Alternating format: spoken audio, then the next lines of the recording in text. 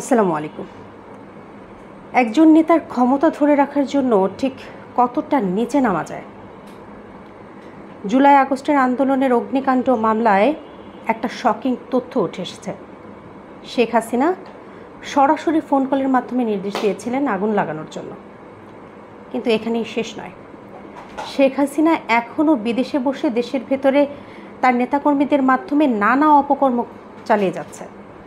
দেশে এবং দেশের বাইরে সমান ধাপে চালিয়ে যাচ্ছে এইসব অপকর্ম।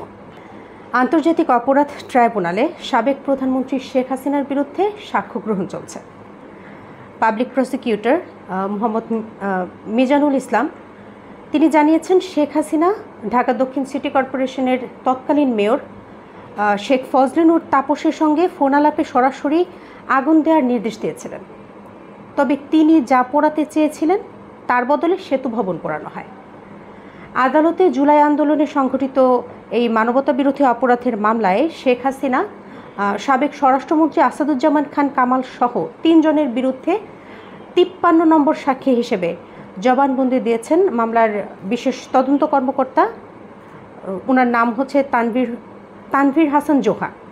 এবং শেখ হাসিনার কথোপকথনের 69টি অডিও ক্লিপ এবং 3টি মোবাইল নম্বরের কল রেকর্ড জব্দ করার বিষয়টা তিনি জানিয়েছেন। তাছাড়া আরও কিছু গুরুত্বপূর্ণ ফোন আলাপ আদালতে শোনানো হয়েছে, যার মধ্যে জাসদের হাসানুল হক ইনু আর ঢাকা বিশ্ববিদ্যালয়ের সাবেক উপাচার্য মাকসুদ কামালের কথা উল্লেখ করা হয়েছে। তিনি এও বলেছেন যে শেখ ফজলে নূর তাপসের সঙ্গে ফোন আলাপে শেখ হাসিনা নিজেই আগুন দেওয়ার নির্দেশ দিয়েছিলেন। তিনি বলেছিলেন যে আমি বললাম জিনিস পোড়াতে, ওরা পুড়িয়ে দিল সেতু ভবন। তার মানে আগুন দেওয়ার নির্দেশ কিন্তু শেখ হাসিনাই দিয়েছিলেন, কিন্তু ওনার কাঙ্ক্ষিত জিনিসগুলো না পুড়িয়ে তারা অন্য স্থাপনা পুড়িয়েছে, সেতু ভবন পুড়িয়েছে। এই সংক্রান্ত একটা অডিও ক্লিপ সম্প্রতি সোশ্যাল মিডিয়ায় ভাইরাল হয়েছে, ফেসবুক এবং ইউটিউবে। আপনারা জানতে চাইলে বা সেটা শুনতে চাইলে চেক করতে পারেন। এই মামলায় সাবেক স্বরাষ্ট্রমন্ত্রী এবং পুলিশের শীর্ষ কর্মকর্তা যারা ছিল তখন, তাদেরকে অভিযুক্ত করা হয়েছে।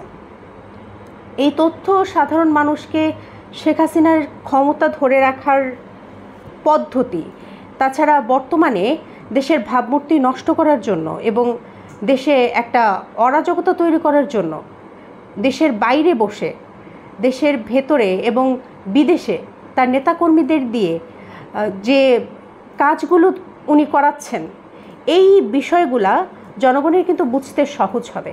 তাছাড়া জুলাই আন্দোলনের অগ্নিকাণ্ড তার শাসনকালের বিবাদী আর বিতর্কিত যে অধ্যায়, সেই বিতর্কিত অধ্যায় হিসেবেই কিন্তু ইতিহাসে লেখা থাকবে।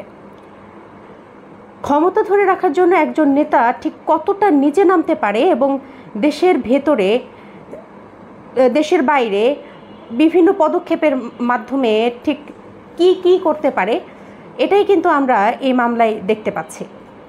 আপনি কি মনে করেন, ইতিহাস তার নাম ঠিক কিভাবে লিখবে?